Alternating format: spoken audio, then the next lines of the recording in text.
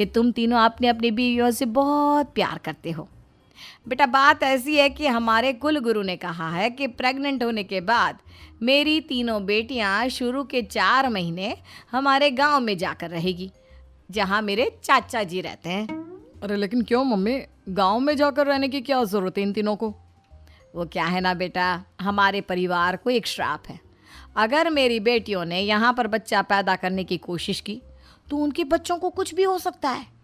इसलिए अब से लेकर 4 महीने पूरे होने तक इन्हें गांव वाले घर में रहना पड़ेगा। हाँ तो इसमें प्रॉब्लम क्या है मम्मी जी, हम भी वहाँ जाकर रहेंगे, पिकनिक मनाएंगे। अरे भाई बीवी जहाँ हम भी वहाँ। हाँ यार, आइडिया तो बहुत अच्छा है। शहर की ज़िंदगी में रह रहकर परेशान हो चुके हैं, अब कुछ दिन गांव में बिताएंगे।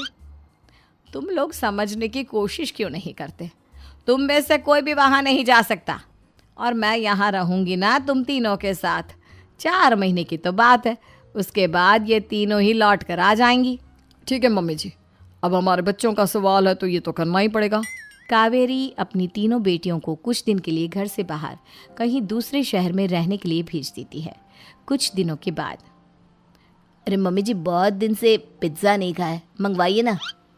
क्या बताऊं बेटा, पहले तो बेटियां खर्चा दे देती थी क्योंकि उनकी नौकरी थी, लेकिन अब तो मेरे पास पैसे ही नहीं बचे।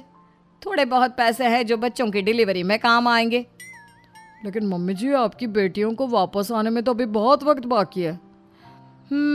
वही सोच सोच कर परेशान हो रही हूँ। सोच रही हूँ कल से दूध भी बंद करवा देती हूँ। अब दूध वाले को देने के लिए पैसे भी तो नहीं है ना।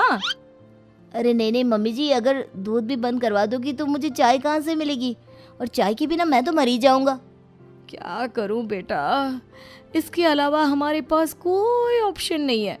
मेरे पास पैसे ही नहीं बचे। इस तरह कावेरी जी धीरे धीरे अपने तीनों दामादों को पैसे देना बंद कर देती हैं और घर में खाने पीने की चीज़ें लाना भी बंद कर देती है। अब वो तीनों बुरी तरह से परेशान होने लगे थे और इसलिए एक दिन तीनों प्लान करके घर से बाहर निकलते हैं और बाजार में जाने के बाद, यार अच्छा खाना खाए हुए कितने दिन हो गए, पता नहीं कब अच्छा खाना मिलेगा। हमारी बीवियों के जाने के बाद तो हमारी हालत भिखारियों जैसी हो गई है यार। कुछ भी हो, मुझे तो आज पिज्ज़ा खाना ही खाना है। जेब में 1 रुपया नहीं और पिज्ज़ा खाएगा, कहाँ से आएंगे पैसे? अरे देख वहाँ सामने बोर्ड पर क्या लिखा हुआ है, कंप्यूटर पर काम करने के लिए एक आदमी की आवश्यकता है। भाई मैं तो जा रहा हूँ, काम करूँगा और शाम तक पैसे लाकर आराम से पिज्ज़ा खाऊंगा। जा जा, तुझे कोई काम नहीं देने वाला, हम तो घर जा रहे हैं। चल भाई सुमित। सुमित और अविनाश वहाँ से चले